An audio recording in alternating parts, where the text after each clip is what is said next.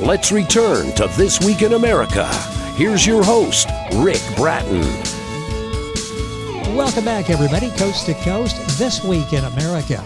The Truth is Beyond Belief, Some Thoughts to Make You Think About the Power of Your Thoughts by Jerry Durr was written to be inspirational, to inspire you to take the journey from your normal state of thoughts and worries and fears back to your natural state of peace and perfection.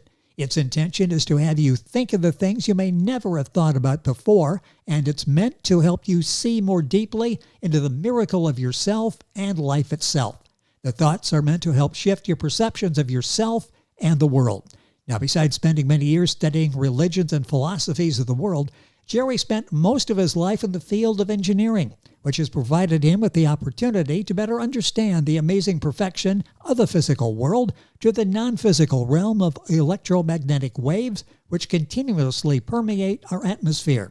He says the more he came to understand the amazing aspects of our creation, the more he came to see the absolute perfection in the infinite intelligence underlying it all. Jerry Durr, author of The Truth is Beyond Belief, Some Thoughts to Make You Think About the Power of Your Thoughts, is our guest on This Week in America.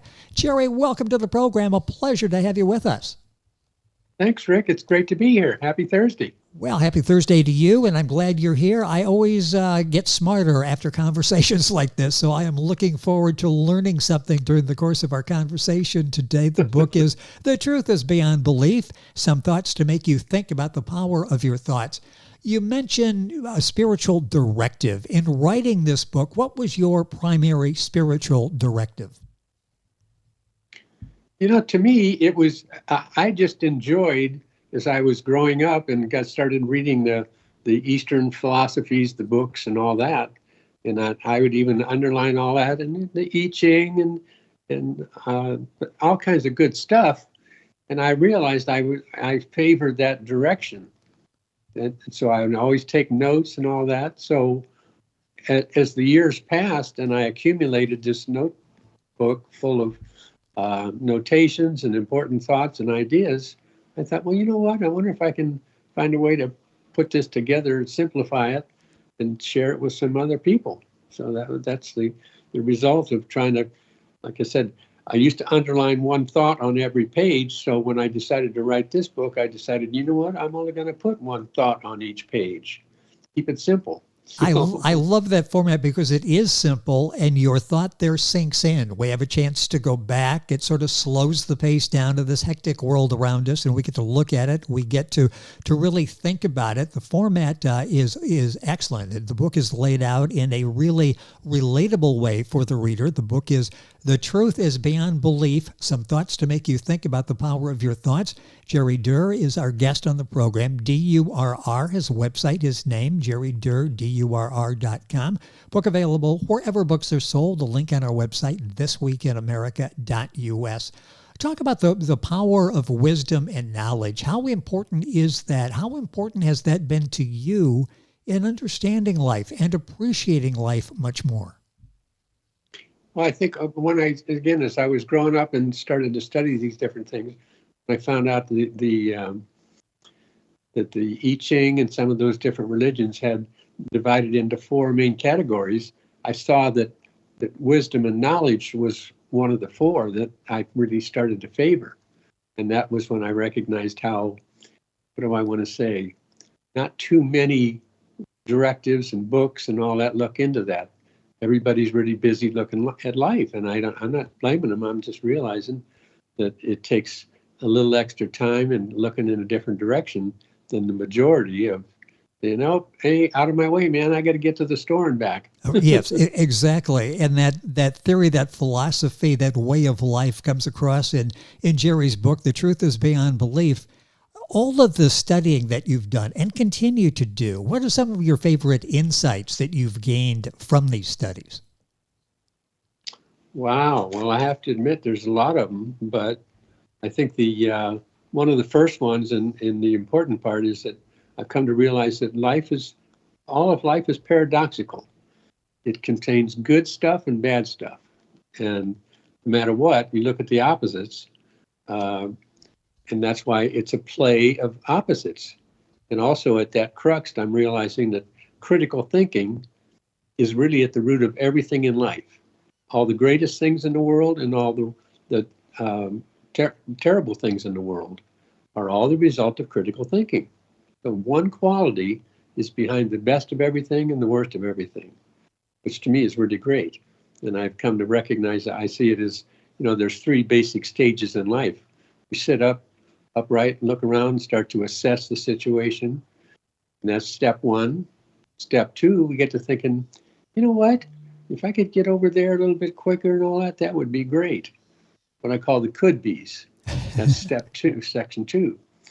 And then out of the could be's, as we collect them over the life, the years and all Yes. that, the third one is the should be's. And you know what? It should be this way, and I'm going to go try to make it that way. So that's really the evolution of everything in our world now, for better or for worse. But like I say on the back of my book, the world is divided into those people who believe they're right. And that's the irony of it all, because everybody is convinced that they're right, and it's the other person that's the problem. So that's the interesting part. Again, even Hitler thought he was creating a better society. So again, once I started to recognize that the everything is just a play of great ideas, for better or for worse. So it isn't arguments against right and wrong, it's arguments against perceived right and perceived right. That's so fascinating. And at the root of that is point of view. And you talk about that. Point of view is what we are. Talk about that. And I say that's the basis for our opinions and thinking that we're right. Is that true? Is that where it comes from a point of view? Absolutely. It sums everything up. And really, that's, to me, a great way to understand everybody, is that they're a continuing, evolving point of view. Everything they, no matter what it is, they say, you know what, I never thought about that part, or this or that. And that's why the maturing, the aging process is so priceless. Education, recognitions of these different qualities and that. So that's the good news, and the bad news is that we keep adding new ideas. And how many times have you heard somebody say, well, I don't believe that anymore? Yes. Well, that's again why it's really the process. Course in Miracles says that the perfection is in the process, not the specifics. And I've come to really appreciate that it is a grand process, and may the best idea win, which is what's happening. What is at the root of all the best and all of the worst in our life actions? What's the foundation for that? Well, again, that's what I was trying to say, critical thinking. Oh, yeah, okay. Because each one, again, is convinced that their point of view is the best and the sharpest now, the end result of their present life. But the other person say, no, you're completely wrong there.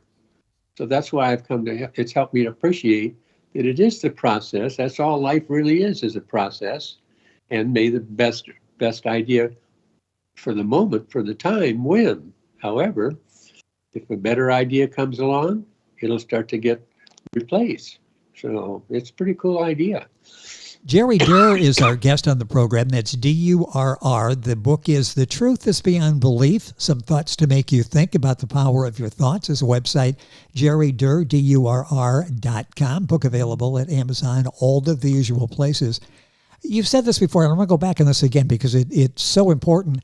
This leads us to understand that all of life is paradoxical, having both positive and negative outcomes. Talk a little bit more about that, because when you think about it, that's exactly what we face. Well, and that's why that's such a profound understanding, because, again, like I said, also the fact that the world's divided into those people who think they're right.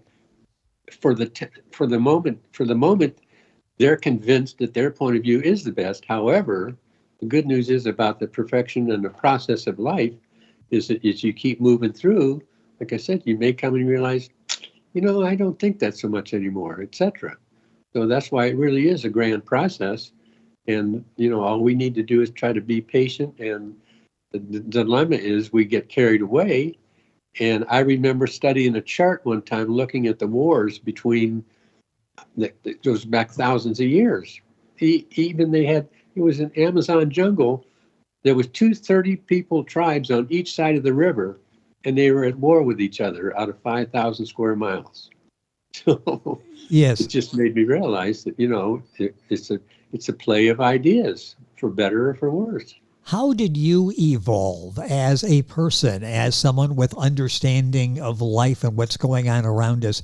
As you read, as you took all of this information in, and obviously it has shaped your life and your perception, how has this all changed you? You've got such a calm demeanor that you understand what's going on. You put it all in perspective. How did you arrive at that? Well, that's the end result of the process. And I really appreciate having the ability for my life to allow that process to come in and enter. Like I said, I've come to realize that most everybody else is just so busy with life. They don't have the time or the opportunity to do it. They're busy getting to work, making a living, supporting kids, family, and all that. So I've been pretty well single most all my life with no kids, so for better or for worse. Uh, that's the probably the freeing effort, and that's another reason that I've been able to appreciate making my own choices, how to spend my time. My TV never goes on before 5 o'clock, and when it finally does go on, I come to appreciate, like, YouTube, TV, and all that. Some tremendous insights with today's technology, the AI, etc., artificial intelligence. And I've joked with a number of my old friends, and I said, to me, before my lifespan and before the 40s, life was pretty old-fashioned.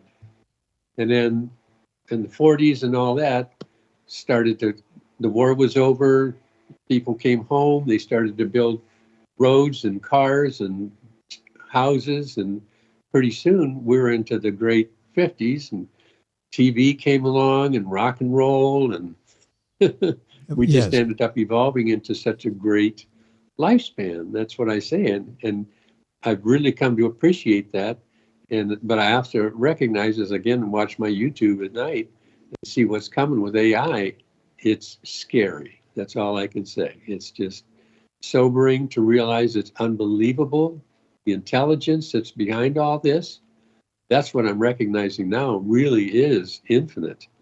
And it's helped me to kind of appreciate having been positioned in a lifespan that's just been ideal.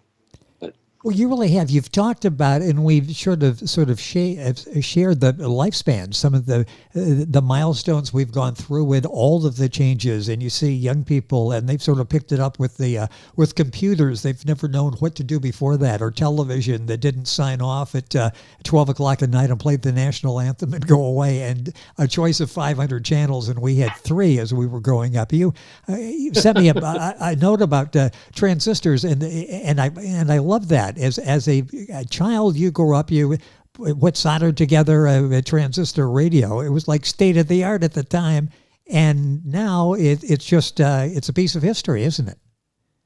But yeah, like I said, when it first came out, you could buy this little kit, had 14 three-legged transistors in it, because everything used to be tube type televisions and radios.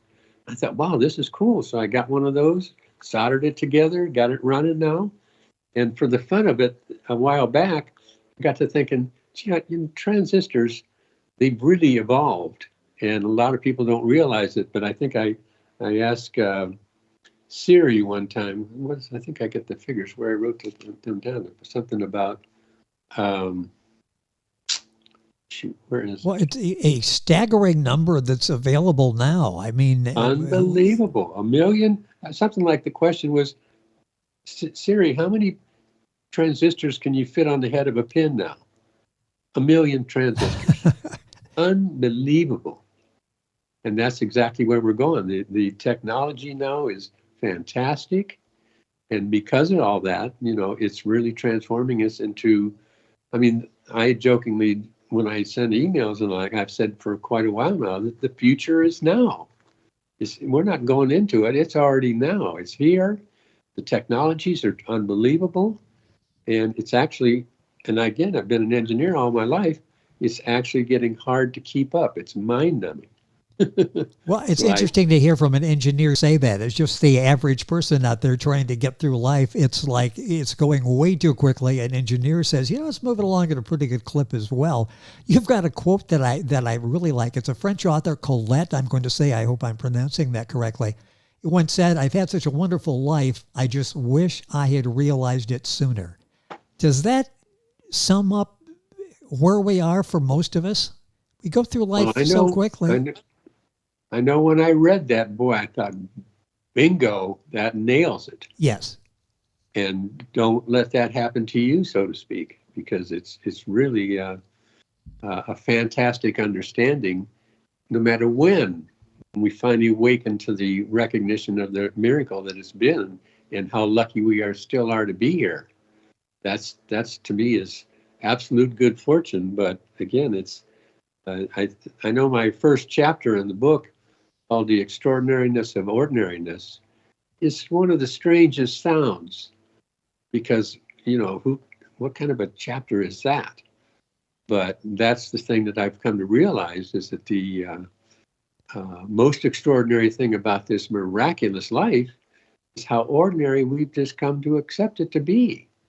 And that's, I have to admit, back in the psychedelic days, some of those experiences, I have to admit, really were an awakening moment, because Don Juan, the old Indian sorcerer, when he was teaching UCLA student Carlos Castaneda about life, he said, "I've got to give you this ayahuasca because I've got to stop your internal dialogue."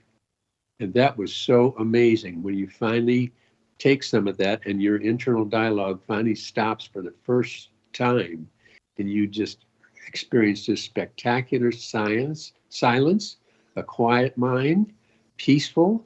You think, holy smokes, you know what? Everything really is perfect. The only thing that's kept me from seeing it is this ruckus in my mind. So Well, yes. that's when you realize that, and I've said before, at the root of almost all the religions were some type of psychotropic drug also, because that's the only way they can really do it quickly. The trouble is with drugs is that it takes you to the top of the mountain. Problem is, when you come back down, you have to get back up there on your own. Without it, that becomes your challenge. And that's what spirituality and religion is all about. It finally gets you back up to the top of the mountain. The book is The Truth is Beyond Belief, Some Thoughts to Make You Think About the Power of Your Thoughts. Jerry Durr, D-U-R-R, is website jerrydurr.com. Want to talk about that, the power of your thoughts. How important is that, and how difficult is it to change our thoughts? I'm reading and I'm thinking, boy, this is all makes sense. Now I have to try to apply this to my everyday life to make changes. How difficult is it to change thoughts? Well, I'm hoping some of the ideas in my book, for example, what comes to my mind is one of the pages makes a single statement. It says, "The important difference between a man in heaven and a man in hell is what the man in heaven is not thinking about." Ah, interesting. And that to me is what I'm trying to point out, is that really perfection has always been here all around us all the time. It's that we can't see it because of our situations, lack of education, and not having luckily exposed to the right teachers and right teachings in it, to recognize that really they're trying to say, hey, pull back a little bit and regroup, rethink, start to look around. And as I sit here looking out the window at these tremendous mountains every day, and I realize what a spectacular planet. And yet how many people have had the time to think about that today, or who knows, for maybe at all. Well, yeah, it's so true. We go through life and we're sort of with blinders on. We don't really maybe see what's around us. Being out in nature, seeing the animals, being next to a river or an ocean, and what we see there. And I see that we're fortunate that we live by an ocean and a river next to that, and we're walking out every day. And you've got dolphins out there, you've got boats out there, and you've got people walking and not even looking in that direction. And I'm like, wow, you're sort of missing something out there. Exactly. In fact, as I get a kick, one of the things I love about the YouTube channel is, now thanks to high definition drones, it's just a way to travel the Oh, world. yes, Man, yes. it's just taking you over these beautiful mountaintops. But the funny part is, I'll look down there and you see 1,000 feet down, the couple of people walking down the sidewalk in this super bright afternoon sun is so bright, all they're doing is looking down at the sidewalk. Oh, yes, yes. It just look up from time to time and enjoy what's there. The book is The Truth is Beyond Belief, Some Thoughts to Make You Think About the Power of Your Thoughts, Jerry Durr. A couple minutes left in the program. Boy, it's going by way too quickly. Let's talk for a minute about the layout. I've talked about that. Each chapter leaves you with a lot to ponder. You encourage reflection, personal growth. Talked before about how it's laid out with each chapter. Talk about laying this book out, because if you go through the book, you really can't help but be a better person when it's over with and more aware of what's going on around you. Well, thanks for that good insight, because that's the interesting part was, like I said, if you saw the notebooks that I've got, because again, for my journey, and even with the psychotropics and that, I would make notes, for the couple of hours that whatever good ideas came to me. And that was what was so impressive. And I'm so glad that I did that. And I would look back and glean some of the best ideas that came to me, because unfortunately, when your mind is so busy just living life, you don't have time for doing that.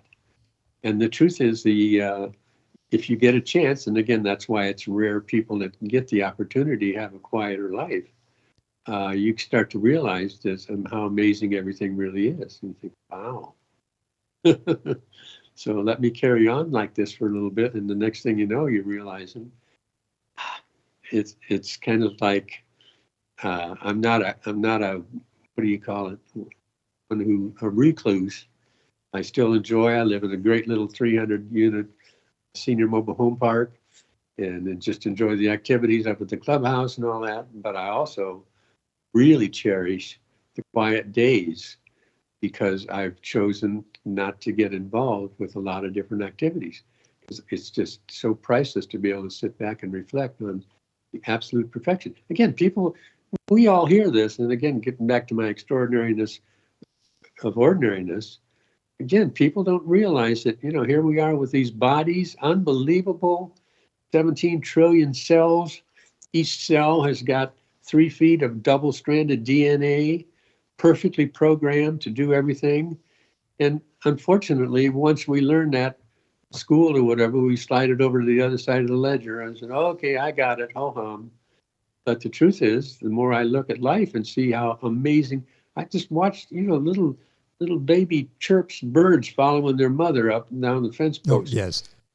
It's mind-blowing how perfect everything is. And, I recognize you don't see animals laying over because they died because there was no food provided for them. Everything, the creation is so perfect and complete.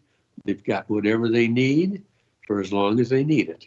Well, again, it's just so enjoyable to be able to sit back, and I highly recommend it to everybody as much as they can. And I recommend your book. Watch life. That peacefulness that you have, that Jerry has, is in his book, and it will change your life as well. The book is The Truth is Beyond Belief, Some Thoughts to Make You Think About the Power of Your Thoughts. I'll close with the one quote that I had a few minutes ago. If you had, I have had such a wonderful life, I just wish I realized it sooner.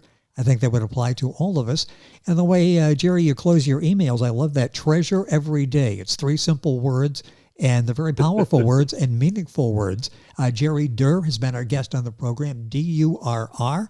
Website, jerrydurr.com.